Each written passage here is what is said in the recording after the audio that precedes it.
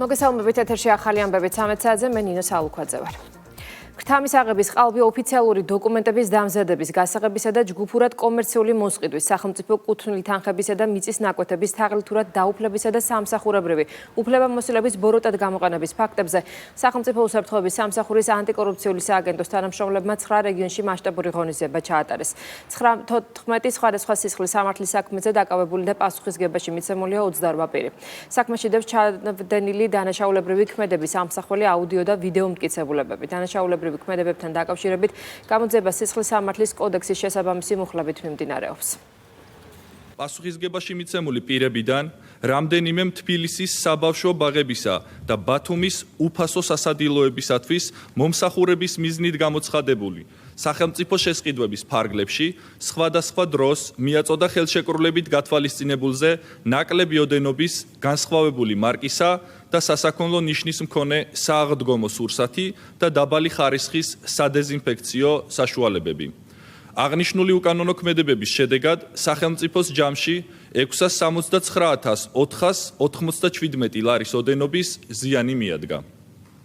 სახელმწიფოს კუთვნილი მიწის ნაკვეთების თაღლითურად დაუფლების, სამსახურებრივი უფლებამოსილების ბოროტად გამოყენებისა და სამსახურებრივი სიყალბის ფაქტებზე სამსისხლის სამართლის საქმეზე 7 პირს ბრალდება წარედგინა.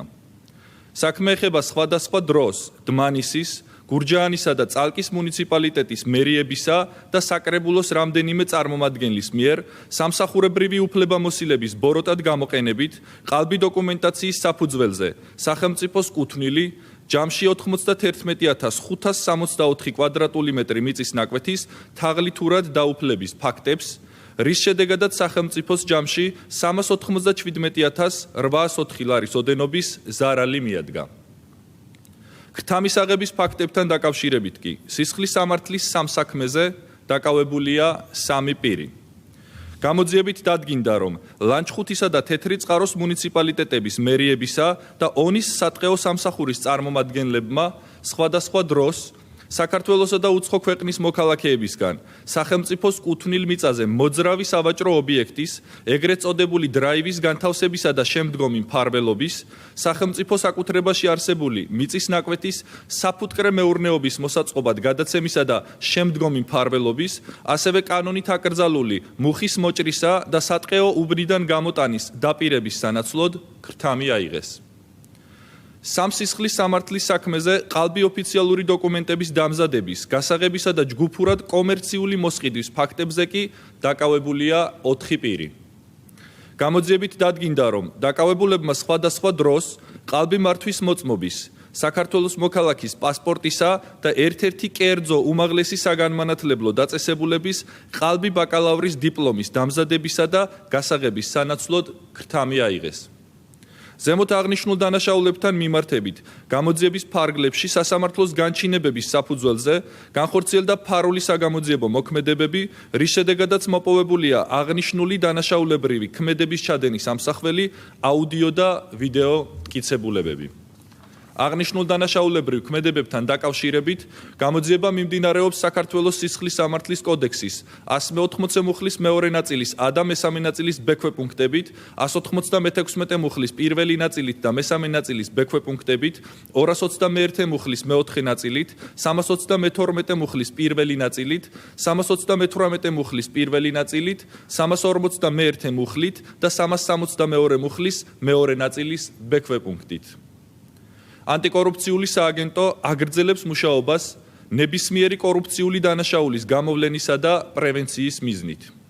აქვე აღნიშნავთ, რომ კორუფციის წინააღმდეგ ბრძოლის ფარგლებში განსაკუთრებული ყურადღება ეთმობა ყველა სახის კორუფციული რისკების შეფასებასა და აღმოფხვრას. ამ მიმართულებით მიმდინარეობს ყოველდღიური მუშაობა, რათა კორუფციის დონე მინიმუმამდე იქნეს დაყვანილი. ქართული ხალხის უპატივცემულობა და დემოკრატიის უგულებელყოფას პასუხობენ ქართულ ოცნებაში ევროკომისარ კაია კალასის განცხადება, სადაც მან ქართული ხალხი და ხალხის მიერ არჩეული ხელისუფლება ერთმანეთისგან გამიჯდა. ევროკომისარი ამბობს, რომ მხარს უჭერს ქართულ ხალხს, თუმცა ბრიუსელს ქართული ხალხის მიერ არჩეული მთავრობის მხარდაჭერა არ სურს. საქართველოს მიმართ ბრიუსელის მაღალჩინოსნების უსამართლო დამოკიდებულების უკან სახელმწიფო გუნდის შეფასებით კონკრეტული ძალებით განან, რომელთა დაკვეთასაც ევრობიუროკრატები ასრულებენ. კალასის თავდასხმა საქართველოზე ერთიან ნეიტრალურ საქართველოშიც აკრიტიკებენ. პარტიაში ხაზს უსვამენ, რომ ევრობიუროკრატიის დესტაბილიზაციის გეგმები ჩავარდა, ახლა კი საზოგადოების შეცდომაში შეყვანას ყველა შესაძლო გზით ცდილობენ. შავი ზღვის საზღვაო უსაფრთხოების ჰაბი, რომელსაც რუმინეთი და ბულგარეთი ერთად უხელმძღვანელებენ, ხელს შეუწყობს საზღვაო ვითარების შესახებ ინფორმირებულობის გაზრდასა და ინფრასტრუქტურის დაცვას. ჩვენ ასევე წარმოვადგინეთ ამბიციური სატრანსპორტო და საკომუნიკაციო კავშირების განვითარების პროგრამა, რომლის ღირებულებაც მილიარდობით ევროს შეადგენს. ამ პროექტის განხორციელება საქართველოს გარეშე მე წარმოუდგენლად მგონია. ეს უბრალოდ არის პოლიტიკური ნარატივი და ის მტრული გამოხატულება და დამოკიდებულება, რასაც ჩვენ ბოლო წლების განმავლობაში ხედავთ ქართულ სახელმწიფოსთან, ქართულ ხალხთან მიმართებით. არანაირი საუბარი, მხოლოდ და მხოლოდ მუქარების, შანტაჟი. მთელი ამ ხნის განმავლობაში არავის არ გაუკეთებია განცხადება იმასთან დაკავშირებით, რომ მოდი დიალოგი გავმართოთ, მიუხედავად იმისა, რომ ჩვენ ერთჯერ გამოვედით ინიციატივით, რომ მზად ვართ დიალოგისთვის, ეს დამოკიდებულება კატეგორიულად მიუღებელია. ყველა მკეთილი უნდა ინებოს და პატივის წეს საქართველოს დამოუკიდებლობას, საქართველოს სუვერენიტეტს და ქართულ სახელმწიფოებრიობას. არავინ, ვინც არ უნდა იყოს, არ აქვს მნიშვნელობა, ეს კალასი იქნება თუ სხვა რომელიმე თანამდებობის პირი. რევოლუციის მოხდენის ახალ გზებს ვეძებთ საქართველოს. ჯერ ვერ მოიფიქრეთ კარგად, მაგრამ ვცდილობთ, რომ ეს რაღაცნაირად ძალიან შორეულ პერსპექტივაში არ გადავდოთ და ქართველი ხალხი, რომელიც ვერ ხვდება იმას, რომ რევოლუცია უნდა მოაწყოს, რამენაირად დაარწმუნონ ამ საკითხში. ეს ნიშნავს ამას, სხვა რამე ეს არ ნიშნავს. რომელიმე მათგანი, რომელსაც ისინი მხარს უჭერენ, მათ მიიღეს იმდენი ხმა, რომ საქართველოს ხელისუფლების ფორმირება შეეძლო. ამას თვითონაც უკვე აღარ ამბობენ, იმდენად სამარცხვინოა და მთელი საქართველო მიცის, რომ მაგდენ ხმას ვერასდროს ვერ მიიღებ და არც აქამდე მიუღიათ. უზარმაზარი შეცდომები და დანაშაულებრივი შეცდომები მათ დააშვებინეს ზუსტად იქ, დასავლეთში ყოფმა მათმა პატრონებმა. ვერ მიაღწიეს საკუთარ მიზნებს საქართველოსთან მიმართებაში. ახალი რუკა აქვთ, რომლის მიხედვითაც ისინი აპირებენ, რომ იმოქმედონ და ასეთ აბსურდამდე მიდის, რომ როდესაც საუბარი არის შავი ზღვის სტრატეგიაზე, შავი ზღვის პოლიტიკაზე, დაკავშირებადობაზე, სადაც საქართველოს აქვს საკვანძო როლი და მნიშვნელობა და შეუძლებელია უბრალოდ საქართველოს გამორიცხვა აი ამ მარშრუტიდან და შავი ზღვის სტრატეგიიდან, ისინი აი ამ საკუთარი ბრაზიდან და სასოწარკვეთიდან გამომდინარე უბრალოდ არ ახსენებენ საქართველოს. სინამდვილეში კი რა თქმა უნდა ვერც დაკავშირებადობის კუთხით გზა ვერაული საქართველოს და შავ ზღვასთან დაკავშირებულ პოლიტიკის შემუშავებისას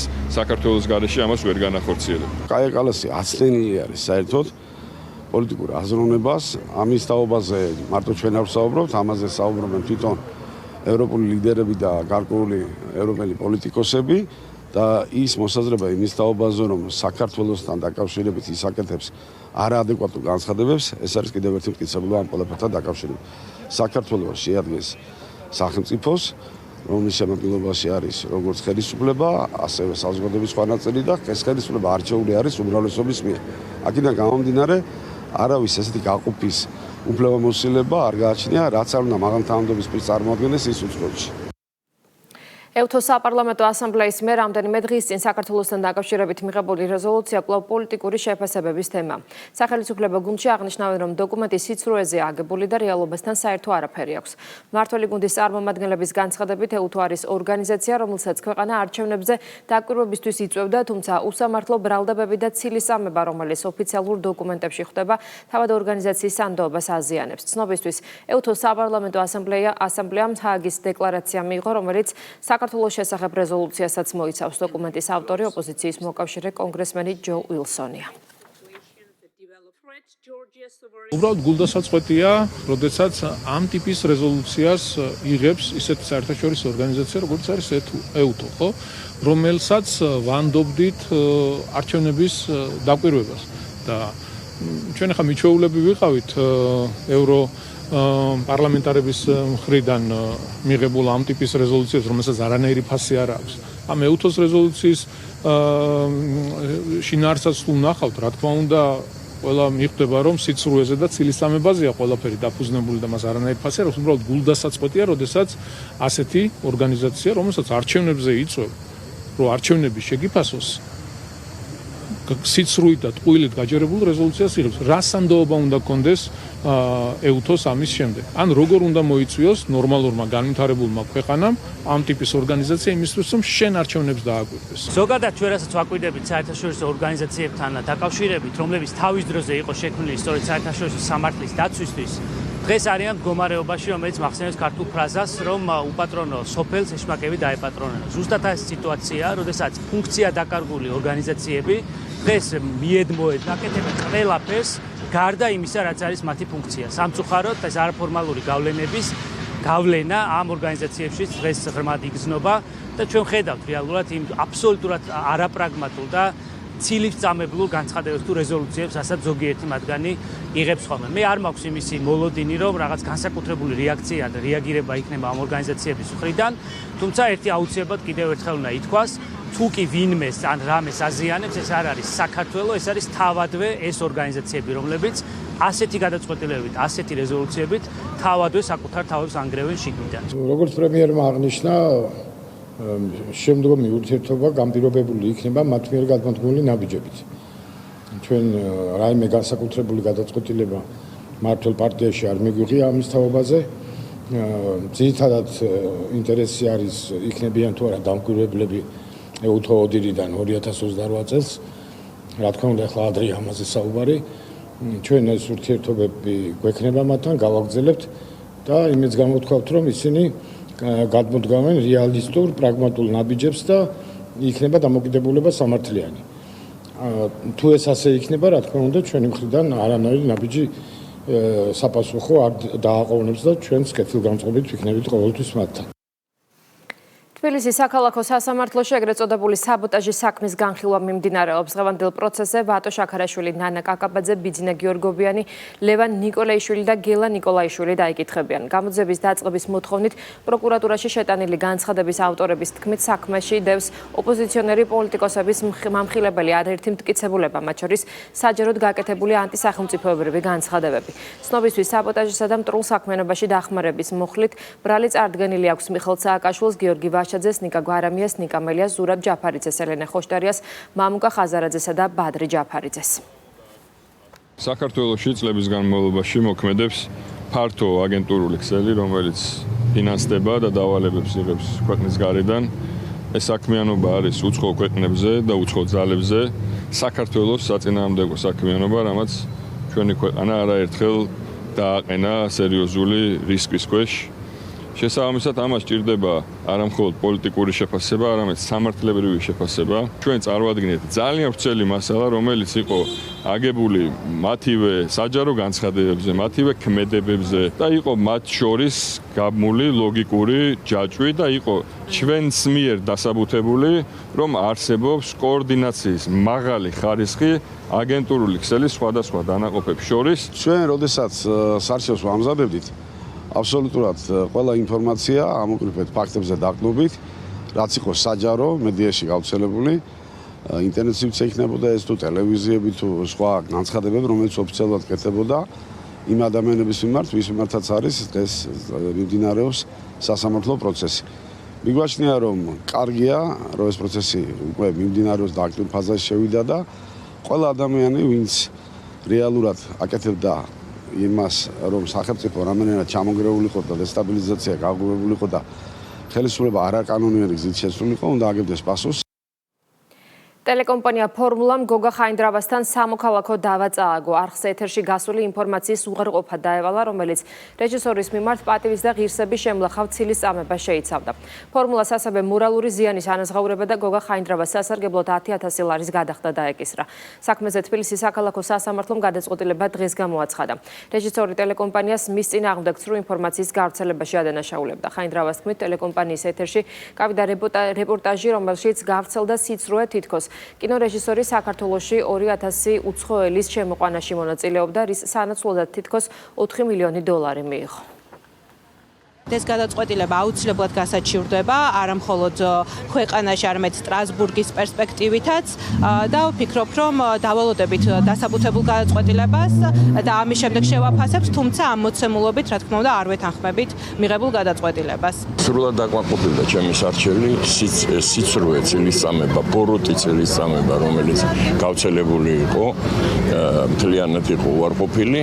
ბუნებრივია, რომ ეს საქმე გაცდა სამოქალაქო პროცესს, იმიტომ რომ იქ სადაც დამნაშავეებად არის გამოყვანილი პრემიერ-მინისტრი, შინაგან საქმეთა მინისტრი, სუსის უფროსი, სუსის თანამშრომლები და საზღვრის დაცვის დეპარტამენტის თანამშრომლები, იქ ლაპარაკის სამოქალაქო პროცესი არ შეიძლება. ამან განაპირობა, რომ პროკურატურაში სისხლის სამართლის საქმე აღიძრა. მე ვფიქრობ, რომ ეს განაჩენი კიდე ერთხელ ასე ვთქვათ განამტკიცებს იმის სისწორეს და ყველა ეს დამნაშავე უნდა დაიშალოს. ეს თანხა რომელიც გამოყვეს, ამ თანხას ჩავდებ ფონდი უნდა დავაარსოთ, რომელიც მედია ტერორიზმგან დაიცავს მოქალაქეებს. მიგრაციის დეპარტამენტის თანამშრომლებმა საქართველოსდან უცხო ქვეყნის 113 მოქალაქე გააძევეს. მათ შორის არიან თურქეთის, ინდოეთის, რუსეთის, თურქმენეთის, ბანგლადეშის, ასევე ჩინეთის, უზბეკეთის, სუდანის, კენიის და სხვა სახელმწიფოების მოქალაქეები. მოქმედი კანონმდებლობის შესაბამისად გაძევებულ პირებს ქვეყანაში შემოსვლის აკრძალვა დაუწესდათ. უახლესი სტატისტიკური მონაცემების მიხედვით, მიმდინარე წელს საქართველოსთან უკვე გაძევებულია 2203 არალეგალი მიგრანტი, რაც 2025 წლის ჯამურ მაჩვენებელს 70%-ით აღემატება.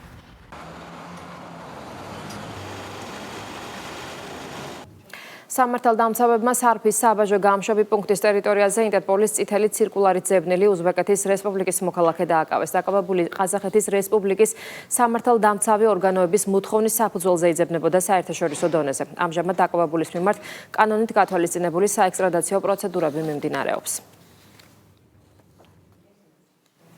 პოლიციამ თბილისში ბინის გაქურდვის ბრალდებით წარსულში მრავალჯერ ნასამართლები პირი დააკავა. ბრალდებულმა თბილისში მდებარე ერთ-ერთ საცხოვრებელ ბინაში ფარულად შეაღწია, სადაც მართლსაწინააღმდეგო დაეუფლა ფულს და ძვირად ღირებულ ნივთებს. რის შემდეგაც შემთხვევის ადგილიდან მიემალა. სამართალდამცველებმა დანაშაულის ჩამდენი პირი ბრალდებული სახით დააკავეს. დაკავებული საცხოვრებელ სახლში ჩატარებული ჩხრეკის შედეგად პოლიციამ ნაქურდალი ნივთების ნაწილი ნივთმტკიცება დამოიღო, ასევე ამოღებულია ქურდობისთვის საჭირო ხელსაწყოები. მამაკაც 7 წლამდე ვადით თავისუფლების აღკვეთა ემუქრება.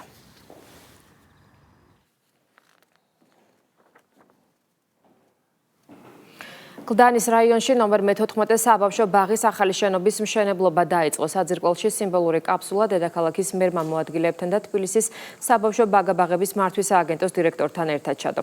პროექტის მიხედვით ახალი ბაღი 8 ჯგუფიანი იქნება და 250-მდე აღსაზრდელს მოემსახურება. ბაგა-ბაღის ტერიტორიაზე თანამედროვე ევროპული სტანდარტების შენობა აშენდება და უზრუნველყოფილი იქნება ბავშვთა უსაფრთხოების ყველა სტანდარტით. კახაკალაძემ, გურამ ოქროპირიძემ მშენებლობის დეტალები გააცნო, ასევე წარუდგინა ძველი ბაგა-ბაღის მდგომარეობის ამსახველი ფოტომასალა. ბაგა-ბაღის ფუნქციონირება არ შეუწყვეტია. 2020 წლის შემდეგ ბაღი ალტერნატიულ ფარდშია განთავსებული, რომელიც 117 პატარას ემსახურება. რამდენიმე წლის წინ ამ ადგილას იდგა ძველი ამორტიზირებული და სტანდარტებთან შეუსაბამო შენობა, რომელიც ვერ უზრუნველყოფდა ბავშვების უსაფრთხოებას. სწორედ ამიტომ მივიღეთ გადაწყვეტილება მისი დემონტაჟისა და სრულიად ახალი ბაღის აშენების შესახებ. ახალი შენობა სრულად იქნება მორგებული თანამედროვე სტანდარტებზე.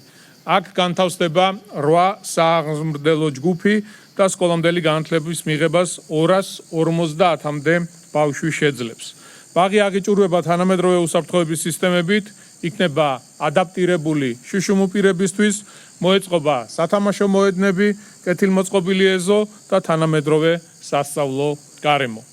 თანამედროვე უსაფრთხო და კეთილმოწყობილი მუნიციპალური ბაღები მნიშვნელოვანია არა მხოლოდ ბავშვებისთვის, არამედ მშობლებისთვისაც, რომ ჰქონდეთ სიმშვიდის განცდა, იცოდნენ, რომ მათთვის ყველაზე ძვირფასი ადამიანები უსაფრთხო, მზრუნველ და ხარისხიან გარემოში არიან.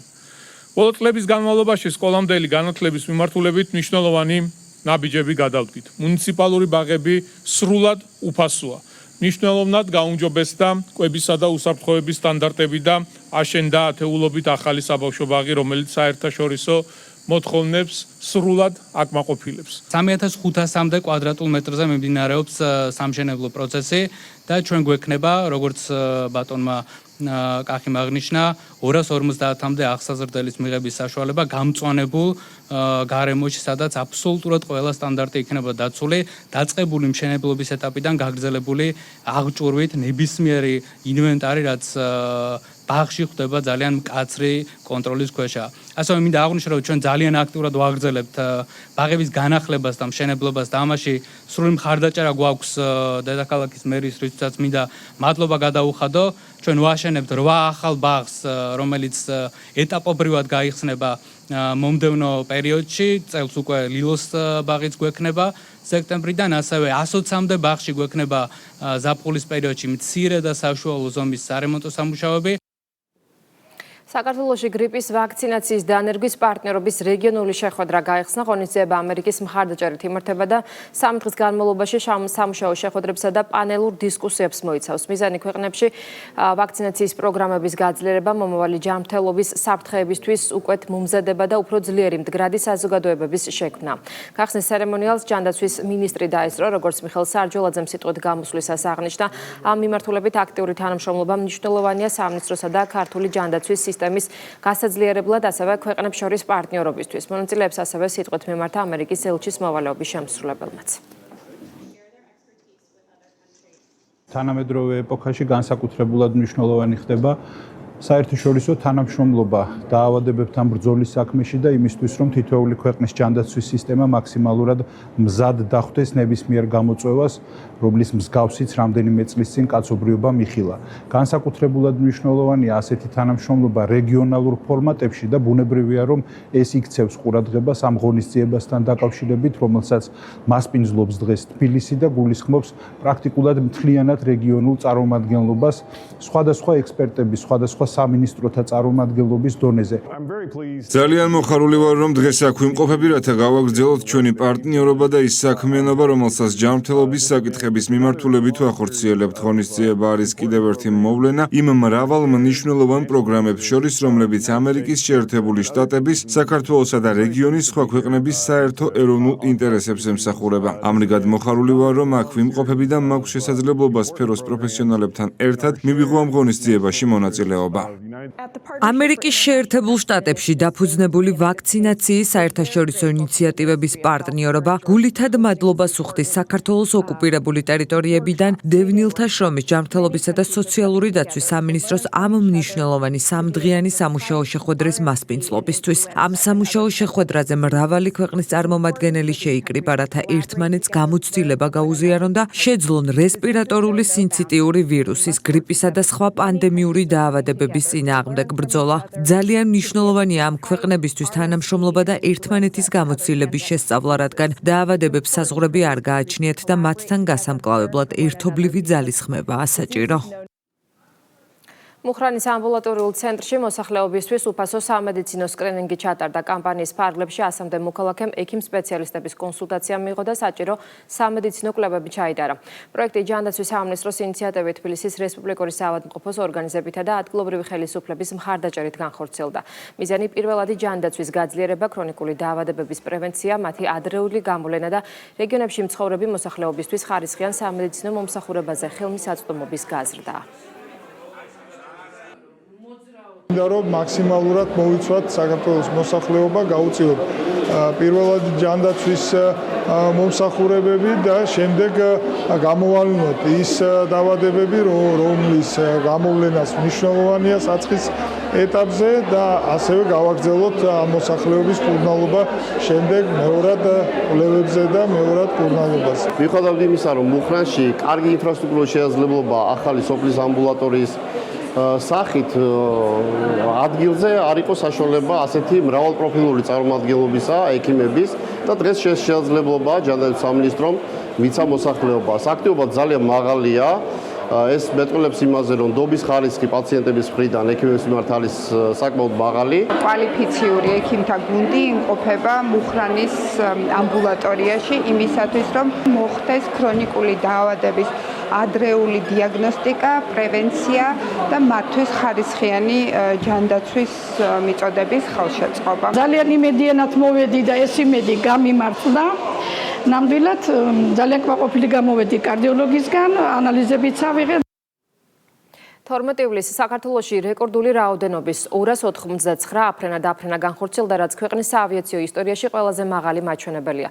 ევროკონტროლის მონაცემებით ეს პოზიტიური დინამიკა საჰაერო მიმოსვლის ზრდას და დარგში გატარებულ სწორ და თანმიმდევრულ პოლიტიკაზე მეუთითებს.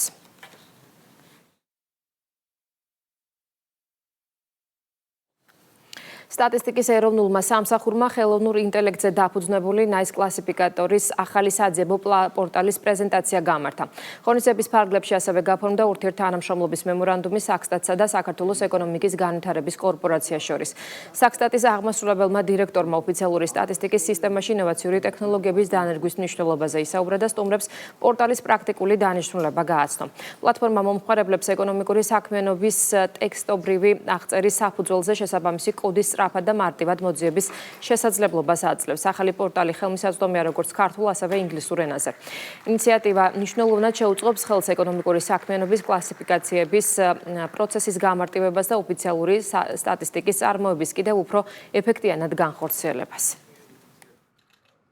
გავაფორმეთ მემორანდუმი საქსტატსა და ეკონომიკური განვითარების კორპორაციას შორის, რომლის ფარგლებშიც საქსტატი კორპორაციას უზრუნველყოფს თავისი საქმიანობისთვის საჭირო სხვადასხვა სახის დეტალური ინფორმაციით, გარდა ამისა მხარეები თანხმდებით, რომ პერიოდულად გავმართავთ ერთობლივ თემატურ სამუშაო შეხვედრებს, რომლის ფარგლებშიც განვიხილავთ ორივე მხარისთვის, ორივე უწყებისთვის საინტერესო საკითხებს.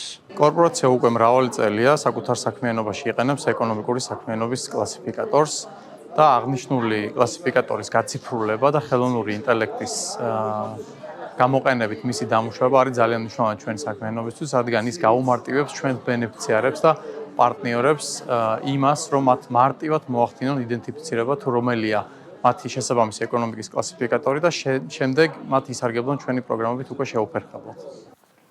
თელავში სტიქიის სალიკვიდაციო სამუშაოები 24 საათიან რეჟიმში მიმდინარეობს. გრძელდება ხევის გაწმენდისა და ნაპირსამაგრის სამუშაოები. აღდგენილია გაზმომარაგება, ხოლო წყალმომარაგება და ელექტროენერგიის მიწოდება ეტაპობრივად აღდგება. ქალაქში გადაადგილება შეზღუდულია მხოლოდ ბარდაშვილის ქუჩაზე. დასუფთავების პროცესში კი მძიმე ტექნიკასთან ერთად ცოცხალი ზელა და ადგილობრივი თვითმმართველობის წარმომადგენლები არიან ჩართულები.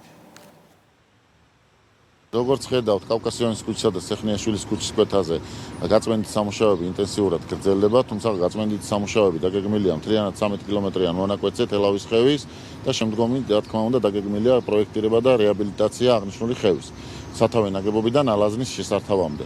ყველა კომუნალური სერვისი ქალაქში აღდგენილია. ნენელაც აღდგა საკომუნიკაციო საშუალებები, წყალის ნენელა ეტაპობრივად აღდგა ქალაქს, ასე რომ ნენელა ეს პროცესი სალიკვიდაციო პროცესიც მიდის ისე როგორც იყო დაგეგმილი. ძალიან ცუდი მდგომარეობა იყო და მალადეც ჩვენ ადგილობრივ მთავრობას და საერთოდ ჩვენ მთავრობას რომ ორ დღეში ეს ამდენი რამე შეძლეს. გაასუფთავეს ყველაფერი, გაიტანეს, გზა გაკეთდა, წყალი მოვიდა, დენი მოვიდა, გაზი მოვიდა, ყველაფერი კომუნიკაციები აღსდგა. ახალი ამბები პირდაპირ ეთერში 16 საათზე დაბრუნდება, ეთერს კი ბიზნეს პოსტი გააგრძელებს.